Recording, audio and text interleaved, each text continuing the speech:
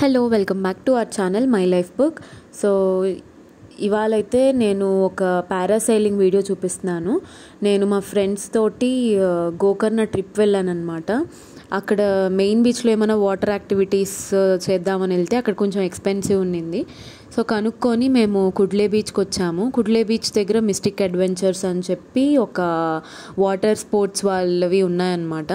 వాళ్ళు కాంబోస్ లాగా ప్యాకేజెస్ లాగా ఇస్తారు. మేము ఒక 5 యాక్టివిటీస్ కలిపి ఒక ప్యాకేజ్ లాగా తీసుకున్నాము.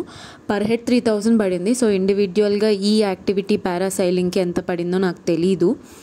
సో ఈ పారాసైలింగ్లో అయితే అంత పైకి వెళ్ళిపోయిన తర్వాత నాకు చాలా పీస్ఫుల్గా అనిపించింది. చాలా కూల్గా ఉన్నింది క్లైమేట్ కూడా.